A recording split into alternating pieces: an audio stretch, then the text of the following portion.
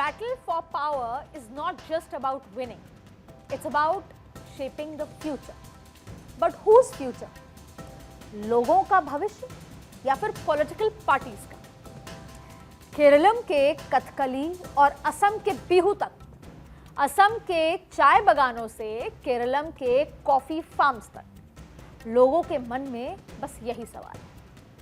और इस सवाल के जवाब की तलाश का हर रास्ता जाता है सिर्फ एक तरफ, और वो है पावर पॉलिटिक्स।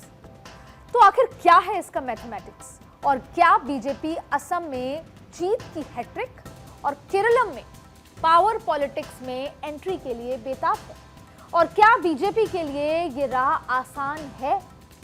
आज के पॉलिटिकल कॉरिडोर में इसी तिलिस्म को समझाऊंगी। लेकिन पहले आप ये जान लीजिए कि असम और केरलम में जीतकर बीजेपी को क्या हासिल हो जाएगा। तो जवाब है वैचारिक पैंट। शो शुरू करने से पहले हम तीन चीजों को समझते हैं। 2014 से पहले बीजेपी के लिए और 2014-15 तक भी बार बार ये बात कही जाती थी कि बीजेपी उत्तर की पार्टी, नॉर्थ की पार्टी। लेकिन असम में सरकार, नॉर्थ ईस्ट में सरकार, तो फिर हुआ कि नॉर्थ ईस्ट की पार्टी भी हो गई, फिर देखिए पश्चिम की पार्टी भी हो गई। अब बात आती है पूर्वोत्तर की। तो पूर्वोत्तर में उड़ीसा जीत लिया, बिहार जीत लिया, बचा बंगाल। और उसके बाद बात आती है दक्षिण की, जो कि पूरी तैयारी कमर कस के जो तमिलनाडु है उसके द्वार खटखटाने की कोशिश हो रही है। वैसे कर्नाटक को दक्षिण का द्वार माना जाता है, तो केरलम भी उसी कड़ी में बेहद महत्वपूर्ण है। केरलम में जीत बीजेपी के लिए सबसे बड़ी वैचारिक जीत होगी, जो वामपंथ के गढ़ में सेंध लगाने का प्रतीक होगी। और साथ ही बीजेपी को मिलेगा दक्षिण भारत का विस्तार, क्योंकि पार्टी अपनी हिंदी पट्टी की छवि, जैसा हमने चर्चा की, हिंदी पट्टी की छवि को बदलकर सही मायने में नेशनल लेवल की पार्टी के रूप में स्टैब्लिश खुद को करना चाहती है लंबे समय से। और बीजेपी के लिए इस मुहिम के पूरे होने के लिए केरलम, तमिलनाडु और पश्चिम बंगाल बेहद ज्यादा जरूरी है। केरलम में कमाल करने का मतलब है बीजेपी दो ध्रुवीय राजनीति को सीधे चुनौती देगी, क्योंकि बीजेपी केरलम में यूडीएफ और एलडीएफ के विकल्प के रूप में एक वास्तविक विकल्प बनने का लक्ष्य रख रही है। और दूसरी तरफ असम की बात करें तो वहां जीत की हैट्रिक का मतलब है पूर्वोत्तर में वर्चस्व बढ़ाना, क्योंकि असम को पूर्वोत्तर का प्रवेश द्वार माना जाता है। और वहां जीत से बीजेपी पूरे क्षेत्र में अपनी पकड़ मजबूत कर सकती है। मणिपुर में जो कुछ भी हुआ, हर बार ये कहा गया कि देखिए आसाम में कितना बेहतर तरीके से पूरा डेवलपमेंट चल रहा है, एडमिनिस्ट्रेशन चल रहा है।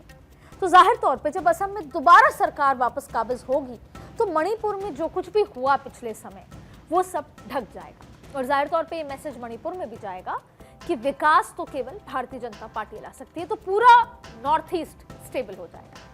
अब देखिए, विकास और राष्ट्रवाद के झंडे को बुलंद करने में भी मदद मिलेगी अगर इन राज्यों में सरकार बीजेपी की बनती है, क्योंकि बीजेपी असम में विकास, बुनियादी ढांचे और 5 लाख करोड़ के निवेश यानी असोम गति शक्ति के वादे के साथ साथ लव जिहाद और लैंड जिहाद जैसे मुद्दों पर अपनी राष्ट्रवादी छवि को मजबूत कर रही है। और असम को जीतकर पूर्वोत्तर की राजनीति में स्थिरता का संदेश भी बीजेपी देगी, क्योंकि पूर्वोत्तर में बीजेपी की सरकारें केंद्र सरकार की नीतियों को सुचारू रूप से लागू करने के लिए भी जरूरी है। विंध्य के उस पार के भारत बीजेपी की सबसे मजबूत पकड़ है पूर्वांचल का प्रवेश द्वार यानी असम।